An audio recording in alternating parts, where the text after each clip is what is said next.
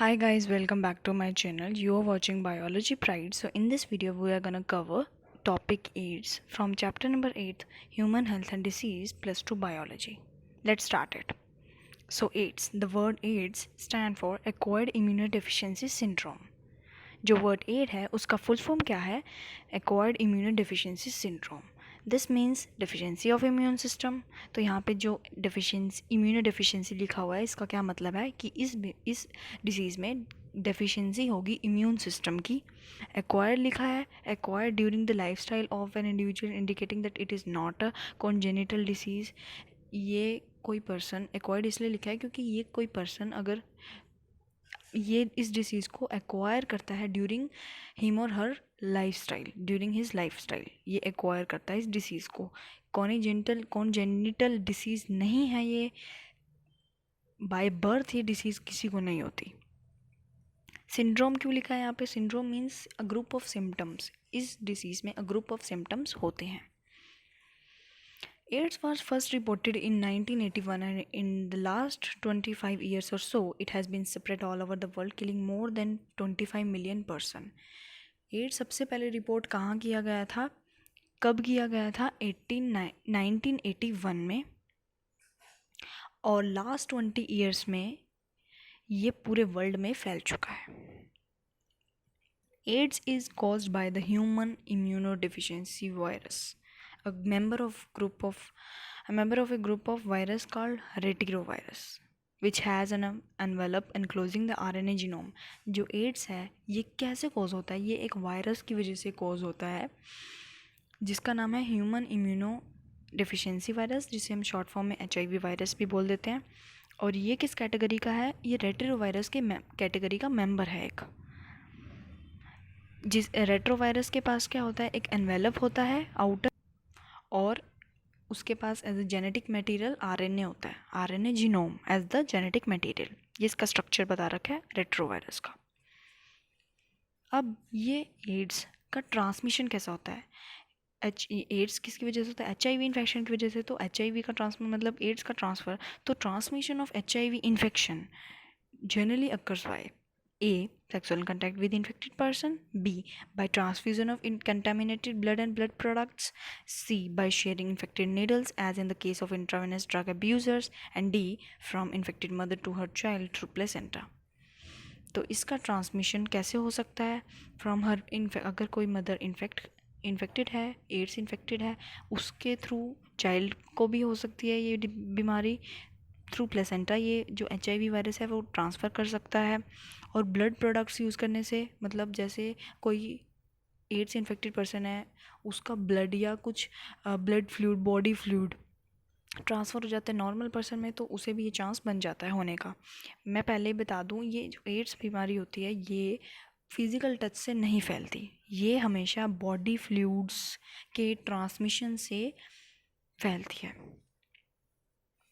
वैसे ही by sharing infected needles, अगर कोई एड्स इन्फेक्टेड पर्सन है वो ड्रग ले रहा है और वही नीडल यूज़ करके वो नॉर्मल पर्सन को दे रहा है, तो नॉर्मल पर्सन में भी चांसेस बढ़ जाते हैं इस बीमारी को होने के.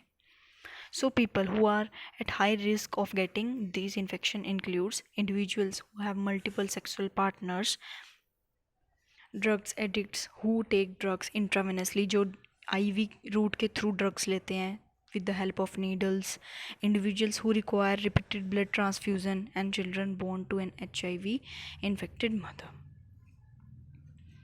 It is important to note that HIV/AIDS is not spread by physical contact. It is only spread through the body fluids. मैंने पहले भी बताया था कि ये जो एड्स है HIV वायरस इन्फेक्शन का ट्रांसमिशन होता है, ये फिजिकल टच से नहीं होता है. ये हमेशा ये बॉडी फ्लूइड्स के ट्रांसफ़र से होता है, जैसे ब्लड हो गया, जैसे सलाइवा हो गया, body fluids. It is hence imperative for the physical and psychological well-being that the AIDS infected persons are not isolated from the family and society. There is so ये जो एड्स इन्फेक्टेड पर्सन जो होते हैं इनको हमेशा isolate कर दिया जाता है सोसाइटी. तो ऐसा नहीं होना चाहिए. इनको हमेशा अलग माना जाता है सोसाइटी से, तो ऐसा नहीं होना चाहिए. There is always a time lag between the infection and appearance of AIDS symptoms. जो ये एड्स अगर किसी को हो जाता है तो इसके सिम्टम्स आने में थोड़ा टाइम लगता है, टाइम लैग होता है। ज़रूरी है कोई मंथ का भी हो सकता है किसी केस में ये ईयर्स का भी हो सकता है। 5 to 10 ईयर्स का गैप आ सकता है सिम्टम्स आने में। अब ये जो रेट्रोवायरस ह्यूमन बॉडी के अंदर एंटर करता है तो ये कैसे एक्ट करता है, ये अपना ये डिवीज़न कैसे करता है, ये HIV ये एड्स कैसे कोज करता है, ये कैसे मल्टीप्लाई होता है, ये बता रखा है डायग्रामेट्रिकली, और इसको डिटेल में भी NCERT में आगे लिखा हुआ है। मैं एक बार फिर से बता देती हूँ आपको, डायग्रामेट्रिकली भी बता देती हूँ। जैसे ये रेट्रोवायरस अगर ये आ गया, इसके पास अपना RNA है अंदर, वायरल RNA कोर है एज ए जेनेटिक मटीरियल, और वायरल प्रोटीन कोट है इसके पास, आउटर कवरिंग। तो जैसे ये एंटर कर जाता है किसी एनिमल सेल में, तो ये कैसे इन्फेक्ट करता है, अगर ये पहले ही एंटर कर गया है तो ये कैसे इन्फेक्ट करता है, ये आगे डिटेल में बताया गया है। ये किसी नॉर्मल सेल को पहले इन्फेक्ट करेगा, फिर वहाँ से डबल होएगा, वहाँ से मल्टीप्लाई होगा और नए वायरस प्रोड्यूस करेगा। कैसे? सपोज़ ये एनिमल सेल में एंटर कर जाता है जिसके पास प्लाज्मा मेम्ब्रेन है, अंदर साइटोप्लाज्म है। अब जब ये वायरल RNA इंट्रोड्यूस हो गया है सेल में, तो ये अपना क्या कर लेगा, ये जो रेट्रोवायरस होता है, मैं आपको बता दूं, ये जो रेट्रोवायरस होता है इनके पास अलग से एक प्रॉपर्टी होती है, ये अपना RNA जेनेटिक मटेरियल है जो इनका, उनको DNA में कन्वर्ट कर लेते हैं किसी बॉडी में एंटर करने के बाद। तो इसका प्रोसेस को कह देते हैं हम रिवर्स ट्रांसक्रिप्टेज, एक एंजाइम होता है, उसकी वजह से ये प्रोसेस हो जाता है, जिसकी वजह से इनका जो RNA है वो DNA में कन्वर्ट हो जाता है। तो जैसे इसने अपना RNA DNA में कन्वर्ट करा, तो फिर बॉडी समझेगी कि ये अपना ही DNA है, तो वायरल DNA को अपना DNA मानेगी, सेल्फ DNA मानेगी, तो वायरल DNA इनकॉर्पोरेट्स हो जाएगा इनटू होस्ट जीनोम, और ये जो सेल का न्यूक्लियस है उसके अंदर जो DNA है, new viral RNA is produced by the infected cell. अब ये सेल पूरा इन्फेक्ट हो चुका है, ये नया वायरल RNA बनाएगा, उससे नया वायरल प्रोटीन बनेगा और नया वायरल DNA बनेगा, उससे फिर नए वायरस बन जाएंगे। ये फर्दर फिर वायरस एनिमल सेल से निकल के दूसरे नॉर्मल सेल्स को इन्फेक्ट करेंगे, और ऐसे ऐसे पूरी बॉडी में ये फैल जाएगा। अब एक बार डिटेल में पढ़ लेते हैं कि ये कैसे एंटर करता है और ये क्या होता है उसके बाद, एंटर करने के बाद। अब देखो, after getting into the body of the person, जब ये किसी पर्सन की बॉडी के अंदर एंटर कर जाता है, ये वायरस क्या करता है, मैक्रोफेजेस में चला जाता है। Virus enters into the macrophages where RNA genome of the virus replicate to form viral DNA। अब यहाँ पे जो उस रेट्रोवायरस का RNA जीनोम है वो वायरल DNA में कन्वर्ट हो जाता है with the help of the enzyme reverse transcriptase. अब यहाँ पे देखो, रिवर्स ट्रांसक्रिप्टेज एक एंजाइम है जो प्रोसेस करवाता है रिवर्स ट्रांसक्रिप्शन, क्योंकि जो ट्रांसक्रिप्शन होता है, जो ट्रांसक्रिप्शन प्रोसेस होता है, हमने 6th चैप्टर में पढ़ा है, जो ट्रांसक्रिप्शन प्रोसेस होता है उसमें क्या होता है, DNA से RNA का कन्वर्जन, mRNA का कन्वर्जन ट्रांसक्रिप्शन कहलाता है। तो वो ट्रांसक्रिप्शन हो, और उसका जस्ट उल्टा यहाँ पे हो रहा है। यहाँ पे RNA से DNA में कन्वर्ट करने में जो हेल्प कर रहा है इस रेट्रोवायरस की, वो उस एंजाइम का नाम क्या है, रिवर्स ट्रांसक्रिप्टेज। तो यहाँ पे रिवर्स ट्रांसक्रिप्शन प्रोसेस करवाता है। क्या करवाता है, RNA को DNA में कन्वर्ट करवाता है रेट्रोवायरस का। This viral DNA get incorporated into host cells DNA। अब यहाँ पे मैक्रोफेज जो होस्ट सेल है, यहाँ पे होस्ट सेल हमने मैक्रोफेजेस है, तो फिर वहाँ पे उसका जो मैक्रोफेजेस का के अंदर जो न्यूक्लियस है उसमें जो DNA है, वहाँ पे वो DNA वो macrophages as a HIV factory काम करेगा। वो क्या प्रोड्यूस करेगा, वो सोचेगा, क्योंकि देखो अब जो रेट्रोवायरस है उसने RNA को DNA में कन्वर्ट कर लिया है, तो ये जो मैक्रोफेजेस है ये सोचेगा ये सेल्फ DNA है, ये उसका रेप्लिकेशन करवाएगा, और वो वहाँ से फिर रेट्रोवायरस नए वायरस बना देगा and directs the infected cell to produce virus particles. अब ये जो रेट्रोवायरस है, ये जो मैक्रोफेजेस है, ये जो मैक्रोफेज है, ये पूरा कब्जे में आ गया है रेट्रोवायरस के। अब वहाँ से ये रेट्रोवायरस डायरेक्शन देगा कि अब तुम नए वायरस बनाओ, तो एज ए HIV फैक्ट्री की तरह काम करने लग गया है ना ये। The macrophages continue to produce virus, and this way it is act like a HIV factory. Simultaneously, साथ साथ क्या हो रहा है, जो HIV है, जब यहाँ से नए देखो जब वहाँ से नया डीएनए बना, नया वायरल प्रोटीन कोड बना, क्योंकि फिर वहाँ से नया वायरस बना। अब ये जो वायरस है, एचआईवी वायरस है, ये नए सेल की तरफ जाएंगे, नए नॉर्मल इन्फेक्टेड सेल की तरफ, सॉरी, नए नॉर्मल सेल्स की तरफ जाएंगे बॉडी के, और वहाँ पे उनको इन्फेक्ट करेंगे जाके। तो ये कहाँ चले जाते हैं? टी हेल्पर सेल्स के पास चले जाते हैं, जो हमारी इम्यूनिटी के लिए बहुत रिस्पॉन्सिबल हैं। टी हेल्पर सेल्स, उन पर जाके ये अटैक करते हैं, और वहाँ से भी ये अपना प्रोडक्शन करवाते हैं नए प्रोजेनी वायरस का, छोटे छोटे नए प्रोजेनी वायरस का, या वहाँ से भी ये प्रोडक्शन करवाते हैं, वहाँ से भी रेप्लिकेट करवाते हैं। तो the progeny virus release into the blood and attack other T helper sales. अब ये जो नए वायरस बने वहाँ से, ये अदर टी हेल्पर सेल को के ऊपर जाकर अटैक करते हैं।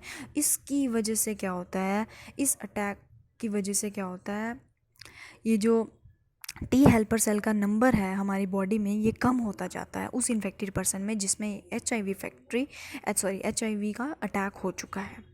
During this period the person suffers bouts of fever, diarrhoea and weight loss. इस दौरान उस पर्सन में क्या सिम्टम्स दिखाई देते हैं? बाउट्स ऑफ फीवर उसे होता है, डायरिया हो जाता है, वेट लॉस हो जाता है। Due to decrease in the number of T helper cell the person start suffering from infections that could have been otherwise overcome as such those due to the bacteria, specially mycobacterium, viruses, fungi and even parasite like toxoplasma. The patient become so immunodeficient. ये जो patient है वो बहुत, उसका immune system इतना week हो चुका है अब, due to the decrease in the number of T helper cells, that she is unable to protect himself or herself against these infections। ये छोटे मोटे इन्फेक्शन से भी इन्फेक्ट होना जल्दी शुरू कर देता है, क्योंकि इम्यूनिटी बहुत वीक हो चुकी है उस टाइम पे। A widely used diagnostic test for AIDS is enzyme linked immunosorbent assay। इसको डिटेल में हम 12 चैप्टर में पढ़ेंगे, बायोटेक्नोलॉजी एंड इट्स एप्लीकेशन में। वहाँ पे इसका प्रोसीजर है पूरा कि ये जो एलिसा जो टेक्निक है वो कैसे इंटरप्रेट करती है, कैसे डायग्नोस करती है किसी बीमारी को। ये बस बता दूँ कि एंटीजन एंटीबॉडी स्पेसिफिक होती है। अगर कोई पर्सन है, उसे चेक करवाना है कि उसे एड्स है या नहीं, तो एलिसा टेक्निक हम यूज़ करते हैं। कैसे? क्योंकि अगर वो उसके अंदर वो वायरस आया हुआ होएगा, तो उसके अगेंस्ट बॉडी एंटीबॉडीज़ तैयार कर रखी होगी। तो वो जब एंटीबॉडीज़ होती हैं, अगर उसमें वो एंटीबॉडीज़ अगेंस्ट एचआईवी वायरस पाई जाती हैं, तो तो जो उसे एड्स की बीमारी है, तो एलिसा पॉजिटिव आ जाता है, तो उसे एड्स की बीमारी होती है। Treatment of AIDS with anti retroviral drugs is only partially effected. हम इसे ट्रीट कैसे करवाते हैं? अब तक हम इसे एड्स को ट्रीट कैसे करवाते आ रहे हैं? एंटी रेट्रोवायरल ड्रग, रेट्रोवायरस तो उसके एंटी ड्रग बनेगी ना, कोई एंटी रेट्रोवायरल ड्रग से हम ट्रीट करवा रहे हैं एड्स के पेशेंट्स को अब तक। बट ये इतनी इफ़ेक्टिव नहीं है, it is only partially effective. They can only prolong the life of the patient but can not prevent death. ये लाइफ तो बढ़ा देंगे, टाइम पीरियड तो बढ़ा देंगे थोड़ा लाइफ का उस पर्सन की, 5 to 10 ईयर्स हो गया, ज़्यादा से ज़्यादा 20 ईयर्स हो गया, बट डेथ को प्रिवेंट नहीं कर सकती ये ड्रग। अब तक ऐसा कुछ भी नहीं माना है जो हम डेथ को प्रिवेंट कर सकते हैं, विच इज़ इनएविटेबल, वो तो होनी ही होनी है। एचआईवी वायरस का एक बार स्ट्रक्चर देख सकते हैं आप। ये स्ट्रक्चर होता है, इसका कुछ ऐसा स्ट्रक्चर होता है। इसमें क्या होता है, ये कुछ प्रोटीएज होता है इसका, और इसकी आउटर मेम्ब्रेन लिपिड मेम्ब्रेन होती है, ग्लाइकोप्रोटीन से बनी होती है, ये याद रखना है आपने। इसके पास कुछ रिसेप्टर्स होते हैं इसकी आउटर मेम्ब्रेन पे, और उस रिसेप्टर्स की आउटर वाला पार्ट है GP120 और GP41। ये अटैचमेंट के लिए ज़रूरी होते हैं, किसी सेल पे अटैच करने के लिए इसका नीड होना, इसकी ज़रूरत होती है इस रेट्रोवायरस को किसी भी सेल पे अटैच करने के लिए। और अटैच कहाँ पे होते हैं किसी भी सेल में? CD4 रिसेप्टर पे जाके अटैच होते हैं। इसके मैट्रिक्स में वायरल RNA जीनोम होता है, जिसके पास इसके मैट्रिक्स में 2 कॉपीज़ ऑफ RNA होती हैं, सिंगल स्ट्रैंडेड। और इसके पास कुछ एंजाइम होता है जिसे हम कहते हैं रिवर्स ट्रांसक्रिप्टेज। और ये क्या करता है, रिवर्स ट्रांसक्रिप्टेज क्या करता है, ये इसके RNA को DNA में कन्वर्ट कर देता है, जिससे फर्दर कॉपीज़ बन जाती हैं RNA की और प्रोटीन की, जिससे वायरस बन जाता है फर्दर। ये इसका स्ट्रक्चर था HIV वायरस का। एज प्रिवेंशन ऑफ एड्स, अब प्रिवेंशन देखते हैं इसका। As AIDS has no cure, इसका कोई इलाज नहीं है, but prevention is the best option. Prevent कर सकते हैं ज़्यादा से ज़्यादा हम इसे, तो हम सही रह सकते हैं। Moreover HIV infection more often spread due to conscious behaviour patterns and it is not something that happens inadvertently like pneumonia और टाइफाइड। निमोनिया और टाइफाइड जल्दी क्योर हो जाते हैं, और जैसे ये फैलते हैं उस तरीके से नहीं फैलता HIV infection. Of course infection in blood transfusion in patients new born from mother etcetera, वही एग्जाम्पल बता रखे हैं कि कैसे ट्रांसमिशन होता है इसका। May take place due to poor monitoring, अगर मॉनिटरिंग अच्छी तरह से नहीं करेंगी तो ये फैल सकता है। The only excuse may be ignorance and it has been rightly said that don't die of ignorance. In our country the national AIDS control organisation NACO and other non-governmental organization NGOs are doing a lot to educate people about AIDS। ये कुछ NGOs हैं, कुछ non governmental हैं, कुछ governmental हैं, जैसे national AIDS control organisation. ये बहुत कुछ बता रही हैं, लोगों को एजुकेट कर रही हैं कि अबाउट एड्स के बारे में। WHO has started a number of programs to prevent the spreading of HIV infection। WHO ने भी कुछ प्रोग्राम्स चलाए हैं जिससे प्रिवेंट कर सकते हैं कैसे स्प्रेड होता है ये HIV इन्फेक्शन।